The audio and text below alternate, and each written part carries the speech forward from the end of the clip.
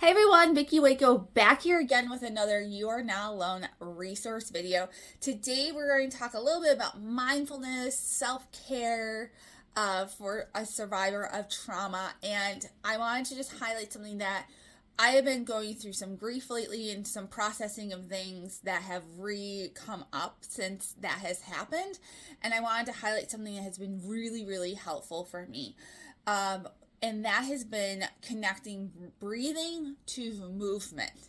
And I actually had one of my yoga teachers talk to me about how when you're in a state, and my therapist agreed with this, that when your nervous system is heightened, when you're in a state of fight or flight, or you're having one of your responses that happen, that connecting your breath to a simple movement, it doesn't have to be yoga, it could just be a simple body movement, can really help reconnect your mind, your soul, your spirit, your nervous system, your body, everything back together, because it's all working together to be able to slow everything down within you and be able to start processing the way that you need to, right? Because like we always talk about, your amygdala flips when you go into these trauma responses and you can't think correctly. So movement and breath together help to kind of slow everything down and give you a chance to really, process. And that has been huge for me lately. I've been doing a lot of like not hard yoga classes, like restorative yoga, very slow, holding positions, focusing on my breathing.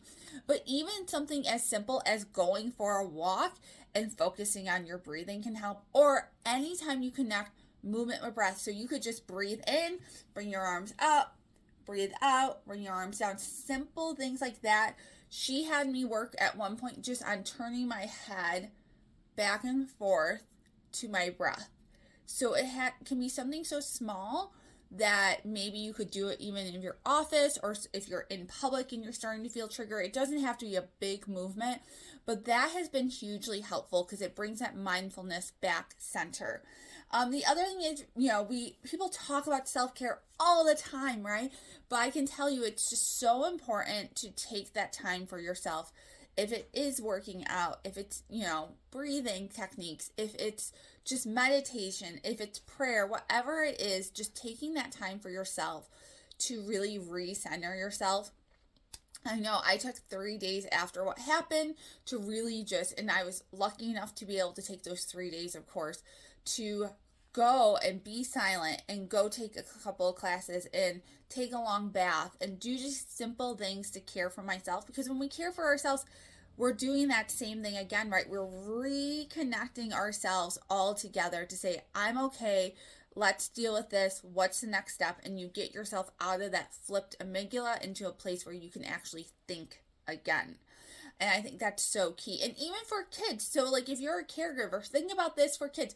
What are simple things you can do if you have a child who is experiencing trauma or and having that amygdala flip, that ongoing issues? What are easy things for them to do for self-care? Maybe it's a bubble bath, maybe it is journaling, like helping them figure out what their things can be to help them bring that amygdala back down, bring the nervous system response back down so that they can get focused and centered again.